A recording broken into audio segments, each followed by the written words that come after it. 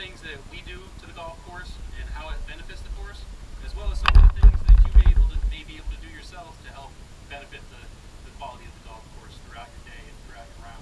Today I'm here out on the 17th green, and we're just finishing up our aerification process this February.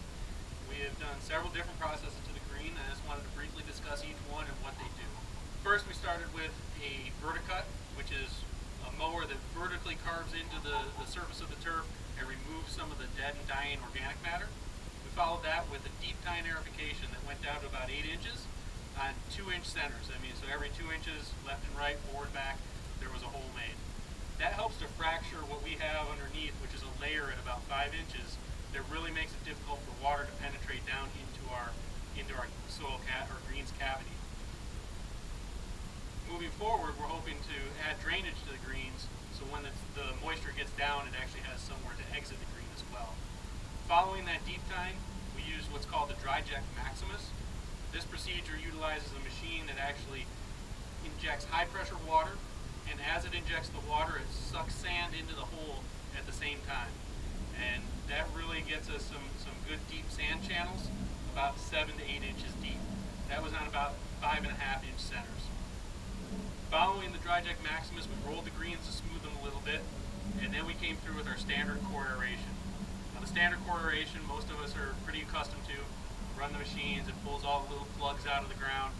We collect all those cores, clean the green, and then add the sand that you see now to backfill all those pore spaces. That process does a couple things. It helps relieve some compaction. It generates a lot of new available oxygen into the root zone, and it also physically removes organic matter, which is something that accumulates over time, and if there's too much of it, can really be a detriment to the putting surfaces.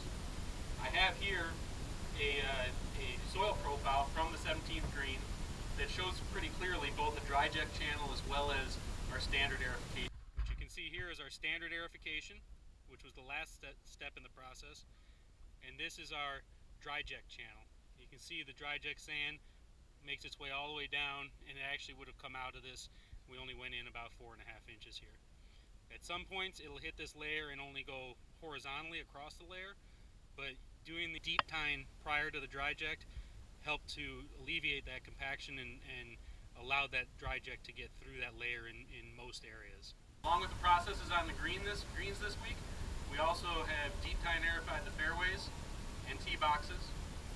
We've also had tree service in, doing some work down along the driving range on Villa Verde, as well as a couple key removals on the golf course. I think you'll notice that the corner on 11 heading to the green is now more open and accepting of shots. The right side of 13 green is now, you're no longer stymied by the large tree that was overhanging that area.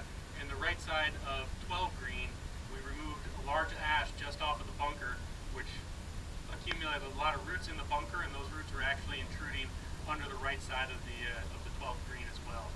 So all those are going to be nice, both playability but also agronomic benefits to the golf course.